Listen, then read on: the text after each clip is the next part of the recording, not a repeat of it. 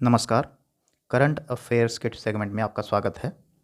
अगर आप इन current affairs segment की पीडीएफ फाइल को डाउनलोड करना चाहते हैं तो आप हमारे टेलीग्राम चैनल से जुड़ जाइए, जिसका लिंक डिस्क्रिप्शन में दिया गया है। वहां से आप इन सारे प्रश्नों के पीडीएफ को डाउनलोड कर सकते हैं। तो चलिए स्टार्ट करते हैं। अल मोहम्मद अल हिंदी 2021 नौ सैनिक सैन्य अभ्यास किन दो देशों के बीच आयोजित किया जाएगा? अल मोहम्मद अल हिंदी 2021 नौ सैनिक सैन्य अभ्यास भारत और सऊदी अरेबिया के बीच में आयोजित किया जाएगा। भारत और सऊदी अरेबिया के बीच आयोजित किया जाने वाला यह नौ सैनिक सैन्य अभ्यास है। तो बात करते हैं सऊदी अरेबिया की। सऊदी अरेबिया, इसका कैपिटल है रियाद और मुद्रा रियाल है। सऊदी अरेबिया मध्य पश्चिम में अवस्थित एक देश है। भारत से इसकी स्थिति मैप के थ्रू हम आपको दिखा देते हैं। ये है मैप में सऊदी अरेबिया। ये है सऊदी अरेबिया, रियाद जिसकी राजधानी है। सऊदी अरेबिया के दक्षिण में गल्फ ऑफ अदन अवस्थित है। सऊदी अरेबिया के पश्चिम में रेड सी अवस्थित है और सऊदी अरेबिया के पूर्व में पर्सियन गल्फ अवस्थित है। सऊदी अरेबिया मध्य एशियाई देश में अवस्थित बहुत ही मजबूत राजशाही तंत्र का शासन चलाता है। यहाँ के शासक सलमान बिन हैं। इनका पूरा नाम है किंग सलमान बिन अब्दुल अजीज अल सऊद। ये हैं। भारत और सऊदी अरब के बीच ये है स्थिति, और भारत और सऊदी अरब के बारे में इतनी जानकारी हमें इस प्रश्न से मिलती है। चलते हैं नेक्स्ट क्वेश्चन पे।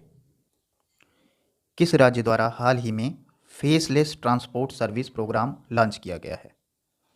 हाल ही में faceless transport service programme Delhi सरकार द्वारा लॉन्च किया गया है। दिल्ली सरकार के मुख्यमंत्री अरविंद केजरीवाल के द्वारा faceless transport service programme launch किया गया है। तो बात करते हैं दिल्ली के बारे में। यह है मैप में दिल्ली।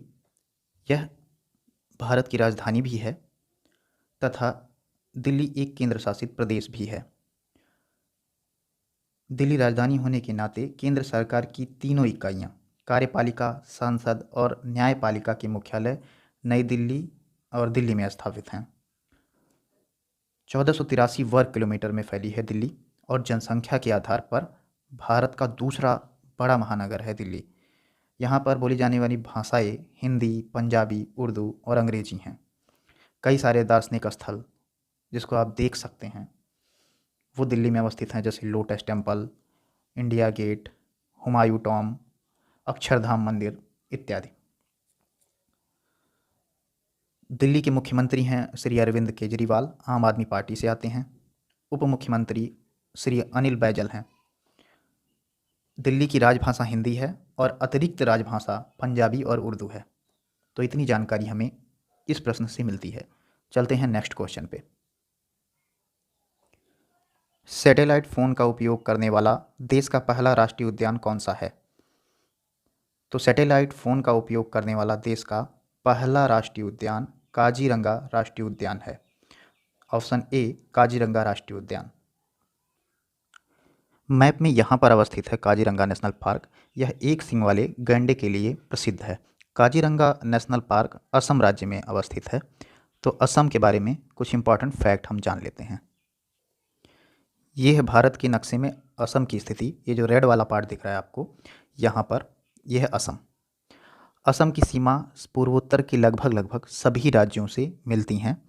सिक्किम को छोड़ दिया जाए, सेवन सिस्टर का पार्ट भी सिक्किम नहीं है, सिक्किम को छोड़ के सभी राज्यों से असम की सीमा लगती है। यहाँ पर अरुणाचल प्रदेश, नागालैंड, मणिपुर, मिजोरम, त्रिपुरा और मेघालय, इन सभी राज्यों से असम की सीमा लगती है। और अभी असम इस कारण न्यूज़ में भी था कि असम और मिजोरम के बीच सीमा विवाद तल्ख पर था। असम के बारे में और जानकारी लेते हैं। असम की राजधानी है दिसपुर और सबसे लार्जेस्ट सिटी गुवाहाटी है। और यहाँ पर 33 डिस्ट्रिक्ट हैं असम के अंदर, आप देखेंगे। और यहाँ के सीएम का नाम है हेमंत बिस्वा। हेमंत बिस्वा शर्मा यहाँ के हैं चीफ मिनिस्टर, और यहाँ के गवर्नर हैं जगदीश मुखी, ये हैं। और राज्यसभा में यहाँ पे सीटें हैं 7 सीट और लोकसभा की है 14 सीटें। यहाँ पे आप देख सकते हैं लोकसभा में है 14 सीटें यहाँ पर और राज्यसभा में है 7 सीट जी। और हाई कोर्ट है गुवाहाटी में असम का। तो इतनी जानकारी मिलती है इस प्रश्न से। चलते हैं नेक्स्ट क्वेश्चन पे। राजस्थान की सबसे बड़ी जनजाति कौन सी है?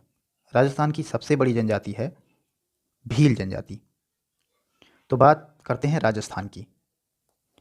ये भारत के मैप पे अवस्थित है ये राजस्थान। राजस्थान की राजधानी है जयपुर और राजस्थान क्षेत्रफल की दृष्टि से भारत का सबसे बड़ा राज्य भी है क्षेत्रफल की दृष्टि से। राजस्थान के मुख्यमंत्री हैं अशोक गहलोत। कांग्रेस पार्टी की सरकार है राजस्थान में, तो मुख्यमंत्री हैं अशोक गहलोत।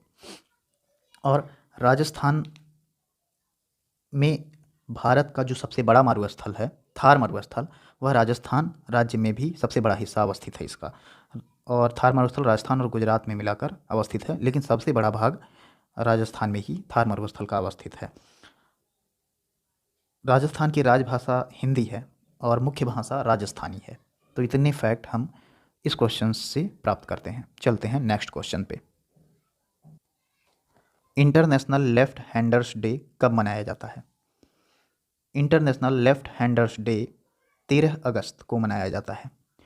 आज के दिन लेफ्ट हैंड से जितने भी लोग काम करने वाले हैं उनको प्रोत्साहन देने के लिए इंटरनेशनल लेफ्ट हैंडर्स डे मनाया जाता है।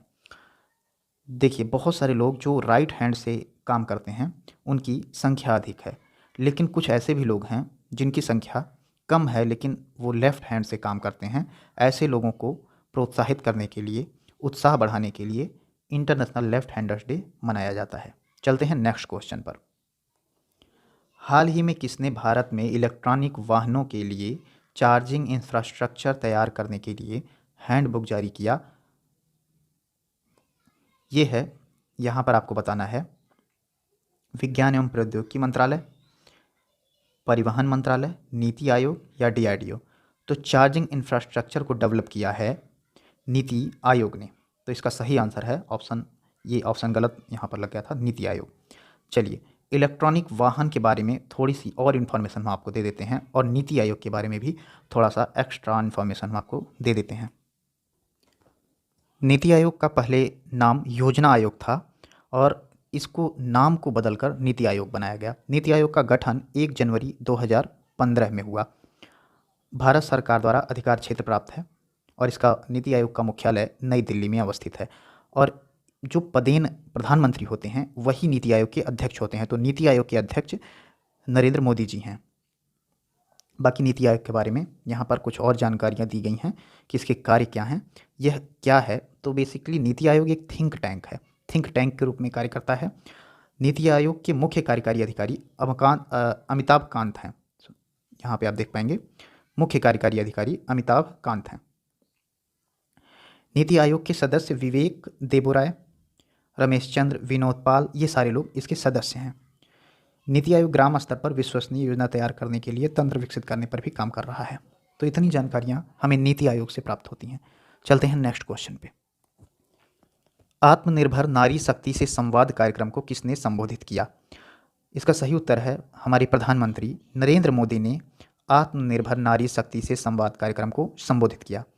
इसमें प्रधानमंत्री ने नारियों को आत्मनिर्भर होने की शिक्षा दी तथा जितनी भी नारी आत्मनिर्भर हैं उनका सम्मान किया। आत्मनिर्भरता भारत में पैट्रियार्की समाज को दूर करने के लिए और समानता लाने के लिए नारियों में बहुत ही ज़रूरी है। अगर देश में एक पुरुष पढ़ता है तो वह केवल अपने लिए शिक्षा लेता है, लेकिन अगर एक नारी शिक्षित होती है तो इससे पूरे परिवार को शिक्षा मिलती है, उनके बच्चे शिक्षित होते हैं। तो यहाँ पर नारी शक्ति से संवाद कार्यक्रम को प्रधानमंत्री नरेंद्र मोदी जी ने संबोधित किया। चलते हैं नेक्स्ट क्वेश्चन पे। पुस्तक डीड्स ऑफ गैलेंट्री का विमोचन किसके द्वारा किया गया? पुस्तक डीड्स ऑफ गैलेंट्री का विमोचन हमारे रक्षा मंत्री राजनाथ सिंह के द्वारा किया गया। 15 अगस्त 1947 को भारत अपनी आज़ादी की 75वीं वर्षगांठ मनाएगा।